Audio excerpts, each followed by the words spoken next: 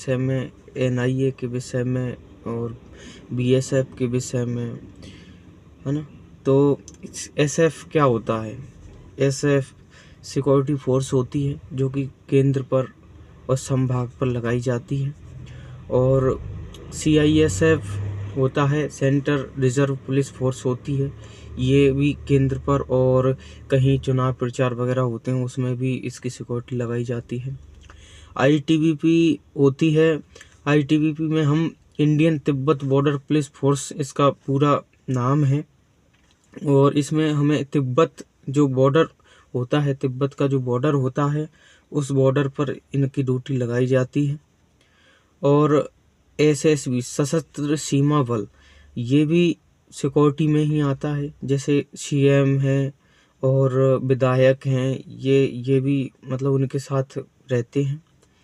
और असम राइफल जैसी भर्तियों पर मैं चर्चा करूँगा। ये इसका मेन रीज़न है कि ये SSC GD से रिलेशन है और इसमें समथिंग 6 पोस्टों पर भर्ती की जाती है, जिसमें सबसे ज़्यादा हाई रैंक आती है उसी पर लिस्ट उठती है।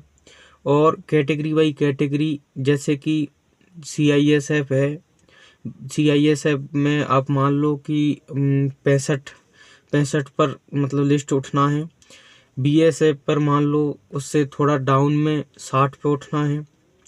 इसमें जो NIA होता है, ये नेशनल गार्ड होता है और इसमें सबसे ज़्यादा परसेंट पर उठती है लिस्ट। और जो SF होता है वो 60 पर, CISF होता है 65 पर और सशस्त्र सीमा बल होता है 70 के आसपास इसकी लिस्ट उठती है। और आपको SSC GD पढ़ने के लिए कोई ऑनलाइन कोचिंग लेने की ज़रूरत नहीं है। आप जो पिछला कोर्स है, जैसे कि मैं आपको बताऊं कि देखो मेरे पास ये बुक है, इसमें सामान्य अध्ययन लिखा है। इसमें पिछले जो सब्जेक्ट हो चुके हैं, जो पिछले सब्जेक्ट हैं, इनमें से जो देखो, ये मैं आपको बताऊं कि देखो हमें समझने की ज़रूरत है और जब तक हम समझेंगे नहीं, जब तक हमें पढ़ने में भी रुचि नहीं हो सकती है। ये जो सामान्य अध्ययन है, देखो ये जो क्वेश्चन हैं ये इस किताब के एंड में दिए गए हैं।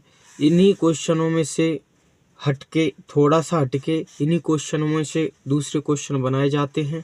और मेरा मानना है कि अगर इसको आप रेगुलर पढ़ते हो तो आप CISF, BSF और ये तो वैसे GD में ही आते हैं, 6 पोस्ट होती हैं। अगर आपके नंबर ज़्यादा हैं तो आपके NIA में पोस्ट हो जाएगी, और आपके नंबर नॉर्मल हैं तो आप CISF, SF इसमें आपकी पोस्ट हो जाएगी। और उससे भी अगर नॉर्मल होते हैं तो आपको असम राइफल जैसी भर्तियों में भी सिलेक्शन हो सकता है।